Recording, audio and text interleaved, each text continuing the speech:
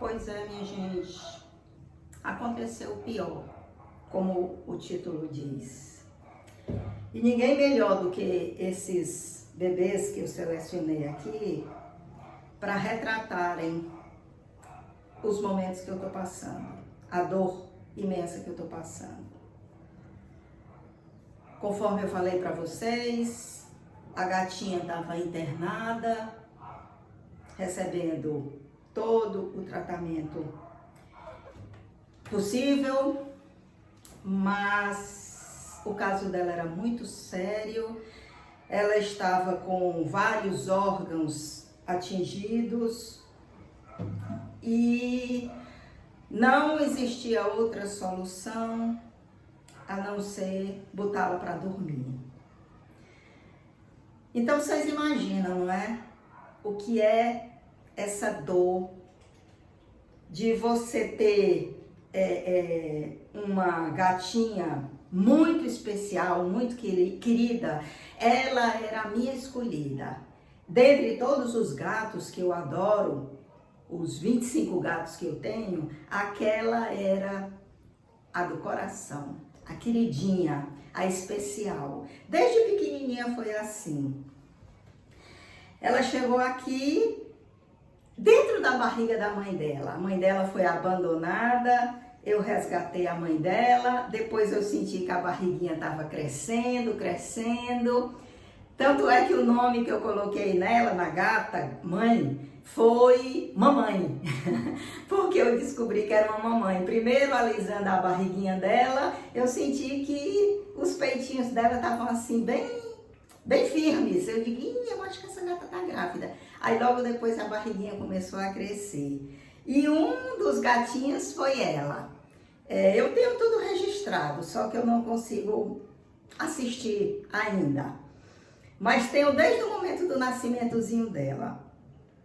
E foram 4 gatinhos e ela foi muito querida para mim desde aquele momento. Quando ela estava mais ou menos com perto de um mês, os outros gatinhos brincando, porque ela ficou dentro do meu quarto, ela desde o nascimento, então outros gatinhos brincando subiram no móvel e derrubaram o ventilador em cima dela. Ela fraturou aqui o ombrinho e na época fazer uma cirurgia precisava botar pino, era caro demais. Então eu não fiz. O veterinário disse que se deixasse assim mesmo, se recuperava depois, ela não ia ter movimento na patinha, mas ia seguir a vida dela. E assim ficou. Tanto é que ela tinha a patinha, a mãozinha dela era assim. Ela não tinha força, às vezes ela pisava na mãozinha, no bracinho, mas não tinha firmeza. E por conta disso eu comecei a chamá-la de bracinho. Bracinho, bracinho, braço, braço, por causa desse defeito. Então era um apelido carinhoso e ficou. Só que de tanto eu chamar braço, eu acabei engolindo o R e ficou baço, baço, baço. E eu chamava assim, baço, baço, e ela corria para mim. E isso foi durante os 8 anos que ela viveu. Ela acabou de fazer 8 anos, acho que no mês passado. O Face me mandou várias fotos dela do nascimento. E ela estava bem, minha gente. A questão, o susto maior foi isso. Ela estava bem, não tinha quem dissesse que ela estava com algum problema. Ela teve sim um problema no ano passado, que foi o deslocamento do reto. Foi operada e ela era tão danadinha que ela quebrou os pontos e ela foi operada pela 2ª vez. Mas depois disso se normalizou. E ela era uma gatinha relativamente saudável. Ela estava deitada em cima de mim, como ela sempre fazia, ela dormia aqui, em cima de mim. Se eu me virasse, ela dormia nas minhas costas. Se eu ficasse de lado, ela deitava aqui no quadril. E ela estava deitada em cima de mim, coisa de 2 horas da tarde, mais ou menos, da quinta-feira. E o que aconteceu foi que eu agora não sei se foi na quinta ou na sexta. Foi na quinta, exato. E de repente ela deu um pulo e lado convulsionando. E eu me espantei com aquilo, nunca tinha acontecido isso com ela. E ela convulsionando sem parar e depois gritando, assim, gritando como se estivesse sentindo uma dor. Uau, uau, uau! E falando assim que não era um miado, era como assim, que se fosse um grunhido. Aí passou e eu disse, que é isso? O que aconteceu com ela? Aí enxuguei a urina dela, ela se urinou toda. E enxuguei e eu digo, que coisa estranha, que será que foi isso? Passados uns 20 minutos mais ou menos, ela teve uma segunda convulsão. E aí depois foi em seguida. Não passava mais nem 10 minutos, aí ela tinha outra convulsão. Quando chegou na sexta convulsão, eu levei para o veterinário. E ele examinou e disse que era melhor deixá-la interna lá para ele presenciar a convulsão, ele ver a quantidade de medicamento que tinha que dar, etc. E assim ela ficou, de quinta para sexta.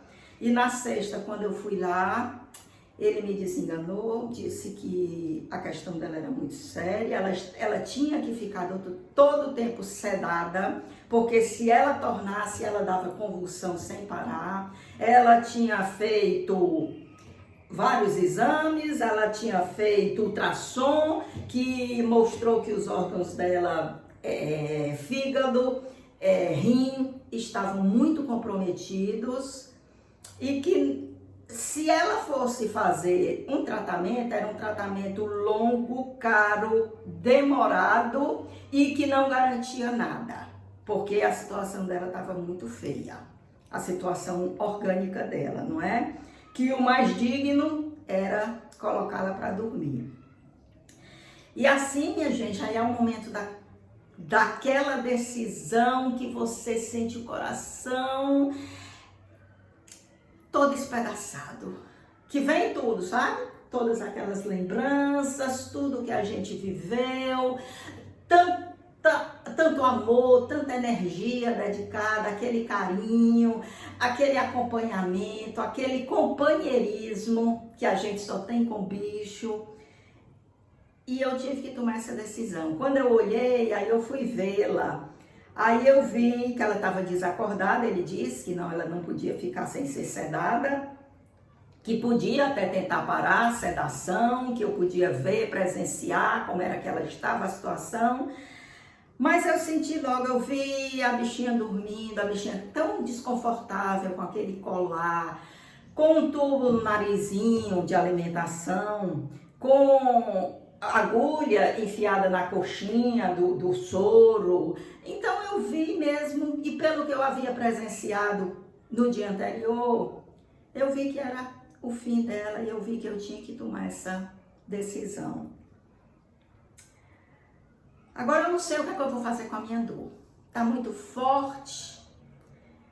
Essa semana eu acredito que os 3 vídeos serão de luto desse mesmo assunto, porque faz parte do processo, e que